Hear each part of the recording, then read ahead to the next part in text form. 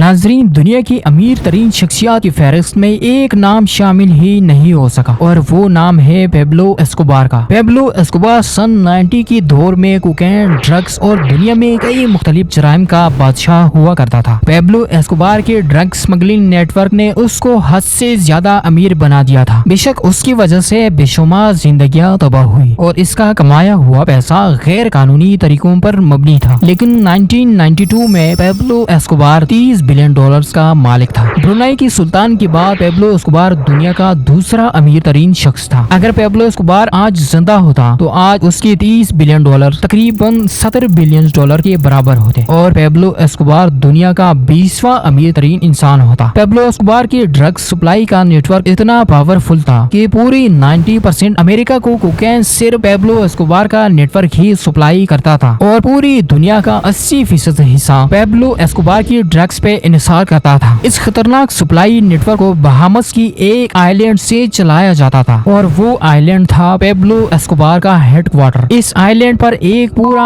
Airport बना हुआ था जहां कोकेन से भरे हवाई जहाज रिफ्यूलिंग के बहाने से लैंड करते थे और उसी दौरान उसमें से कोकेन निकालकर छोटे जहाजों में डालकर अमेरिका रवाना कर दिए जाते थे। ये सिलसिला महीने या हफ्ते में एक बार नहीं बल्कि ये दिन में 5 से 6 मरतबा होता था। रोजाना अमेरिका में 15,000 किलोग्राम कोकेन भेजा जाता था, जो पूरे साल का 5,40,000 केजी कोकेन बनता है। जी हाँ, पूरे साल में पेब्लो एस्कोबार 5,40,000 किलोग्राम कोकेन सिर्फ अमेरिका में ही बेचता था। उस वक्त अमेरिका में सिर्फ 1 केजी कोकेन की कीमत $70,000 होती थी, जिसका मतलब ये है कि एक साल में पेब्लो एस्कोबार 378 बिलियन डॉलर की कोकेन सिर्फ अमेरिका में सेल करता था और ये पूरे 16 साल तक चलता रहा। तहकीकाती इदारों का मानना था कि जो कोकेन एस्कोबार $70,000 फी केजी की फरोख्त करता था, वो पेब्लो एस्कोबार को सिर्फ $5,000 की पड़ती थी। एस्कोबार पायलट को सिर्फ एक फ्लाइट का $5 लाख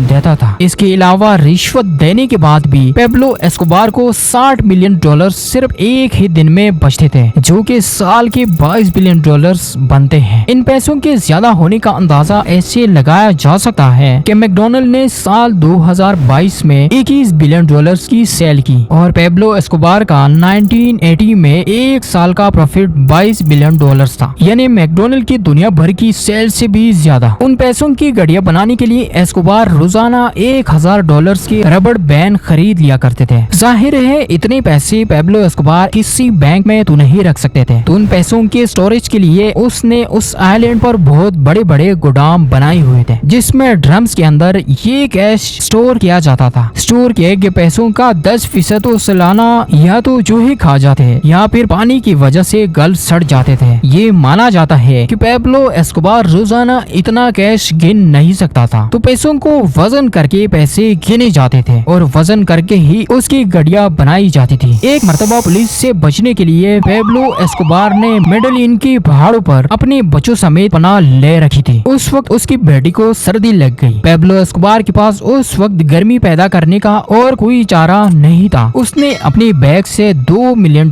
कैश निकालकर उसको आग लगा दी। जी हाँ, पूरे $20 लाख।